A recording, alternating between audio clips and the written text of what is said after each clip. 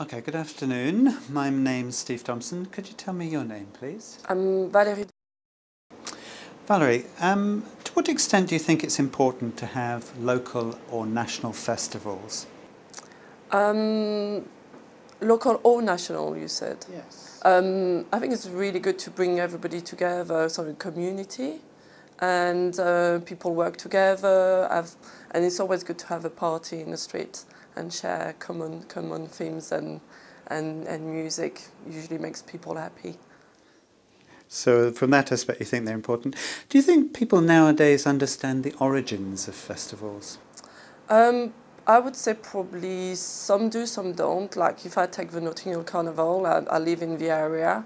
I think a lot of people, still the community, understand that, why it started, where it comes from, and but maybe others, like religious festival, have lost a bit of some of the original, understanding. But still, the important.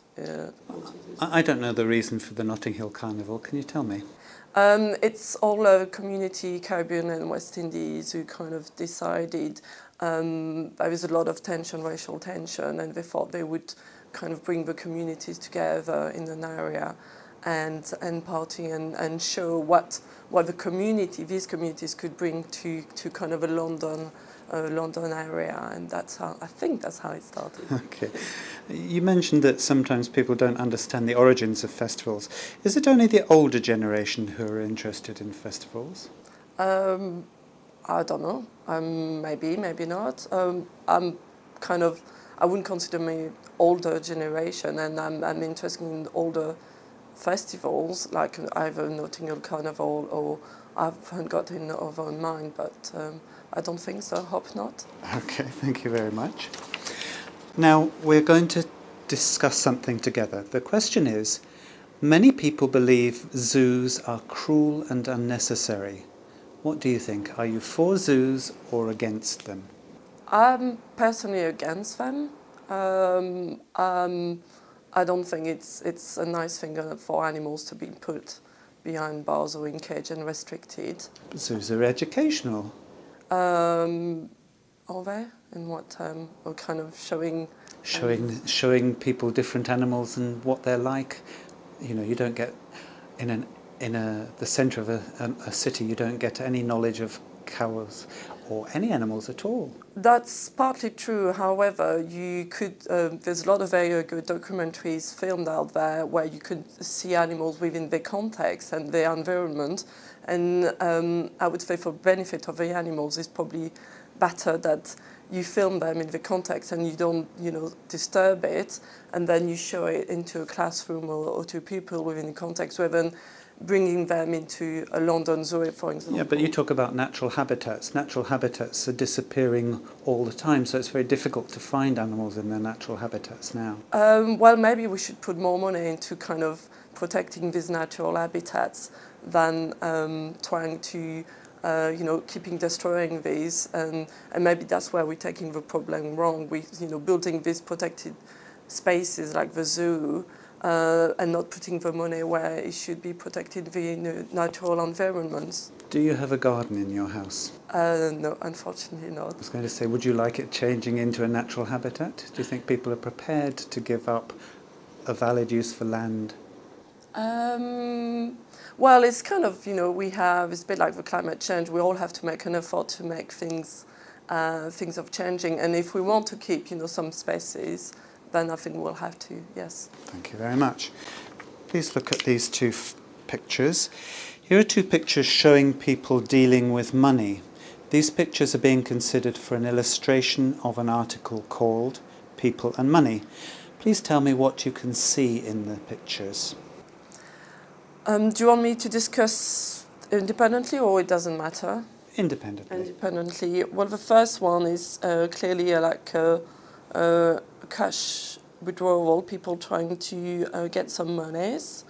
That's in the street, and different banks, apparently, withdrawal. The other one is a trading floor. I think it's probably the New York or Wall Street trading floor. And you can see a lot of people, traders and and a lot of TV screens, and yeah, not much else. So, which of these pictures would you choose for the article People and Money, and why? Both of them, one show the kind of your personal banking, and the other one show more of a professional financial world. And these two kind of illustrate money. Money is kind of, it's very personal, but also a very public thing. So personally, which one would you be more happy with in terms of dealing with that aspect of people and money? I would say the second one, the lower one, because it's very typical. We're talking a lot about the banking, financial crisis, etc. And I think this one, if we would be writing a money article, that'd probably be the one that would kind of strike an interest within people nowadays at the moment. Okay. Please could you turn that over? Mm-hmm. Now we're going to take part in a role play. Here's a card with a situation on it.